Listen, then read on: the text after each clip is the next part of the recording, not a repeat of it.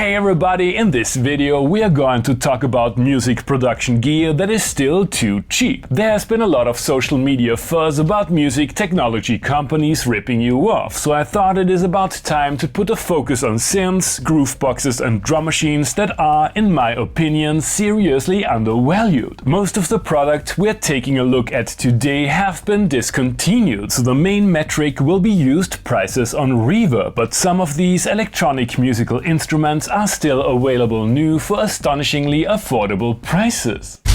Novation circuit. Whenever I get asked what to buy by people who are new to hardware-based music production, the first thing that comes to mind is the original Novation circuit. You can find these for ridiculously low prices. They are more or less self-explanatory and come with everything you need to build minimalist arrangements from scratch. A drum machine, two synths with polyphonic sequencers that can be used for triggering external gear, and some basic effects. They're built like a tank and can be run on a handful of AA batteries. Yes, the synths are somewhat limited and there's a slightly upgraded version you can still buy at the music tech retailer of your choice, but for the current prices the OG can't be beat. Verdict: shut up and take my money. Digitone and Digitakt. Digitakt and Digitone are modern classics. Both of them recently received an upgrade, so the original versions have finally become accessible to people who aren't used to Copenhagen beer prices. If you are searching for a powerful DAW-less centerpiece for managing your setup and don't mind crafting your beats mostly from short mono samples, Digitakt 1 is a no-brainer, while Digitone is a great gateway drug to FM synthesis if you can live with polyphony restrictions. Both come with a trademark Electron sequencer, and I've seen them go for $350 in the local classifieds, which leaves you with around $6 $100 Euro-pound bills to dry the tears you shed because you don't own the newer version. Verdict: what's $350? Waldorf Rocket, one of my all-time favorite synths. It's compact, extremely easy to use, and you can find them for the price of a Walker. While it's mostly designed for monosynth duties, the combination of a digital oscillator section and an analog filter allows for chords, paraphonic playing and all kinds of weird bleeps and bloops. Real synth addicts might be underwhelmed by the basic envelope and lack of effects, but this bad boy can fit huge basses, classic arpeggios, funky chord licks and super satisfying cut-off tweaks. Verdict: it's pronounced Waldorf.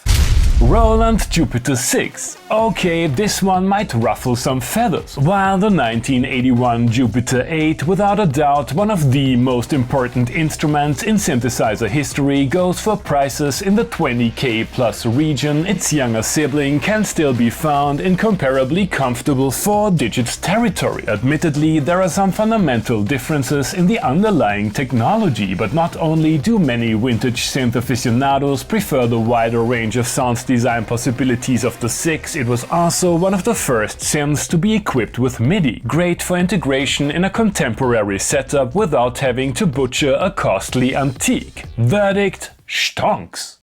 Roland TR-626. In case the last one was a bit outside your budget, here's another piece of classic Roland gear that is still surprisingly affordable. The TR-626. 80s Roland drum machines are all over recent music history, so it goes without saying that even some of the digital TRs have soared in price. The 626, however, is still available for reasonable garage sale prices. It combines tones from the legendary TR-707 and 727, it has discrete outputs and, in contrast to its more prestigious siblings, allows you to pitch your drum hits. If you want a true vintage drum machine and you can live without the undoubtedly awesome mixer of the 707, the TR-626 is the one to get. Verdict: now I ruined it for everybody. EMU Proteus 1. It doesn't happen often that an instrument that had such a profound impact on the music and media of an entire generation can still be found for under $100. It can't do much, but its tried and tested tones sit well in the mix, and I particularly like the string sounds. I also did a little research on other old ROMplers, and to my surprise almost all classics and also most of the other Proti have appreciated in value, so if you're looking for for dirt cheap rack units that had an actual impact on pop culture, you're down to either this one or the Roland U110 U220. Leave a comment if you have other ancient ROMpler suggestions. Verdict: jungle is massive.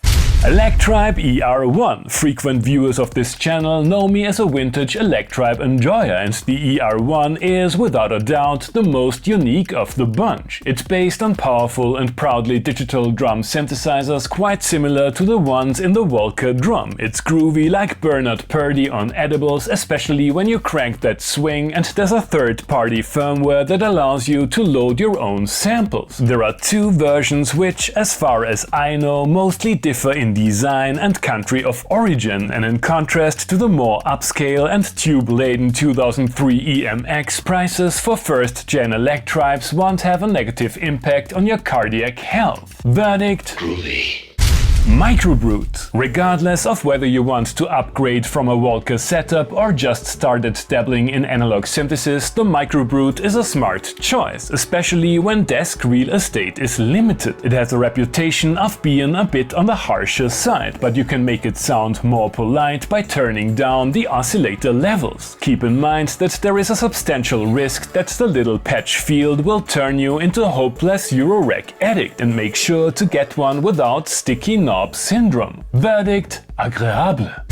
Drum Brute Impact. The second brute to grace this little video, and again one of my all-time favorites. Fully analog, great sequencer, awesome build quality, discrete outputs, hands-on interface and useful computer integration. What is more, it's not just some clone of the usual suspect, but has its own flavor, which is particularly funky. Arturia just announced the 1984 edition, which seems to be the exact same instrument with a different paint job, but I've seen the dark version in the local classifieds for prices that would make Uli Behringer blush. Verdict: the original Drum Brute still sounds like shit.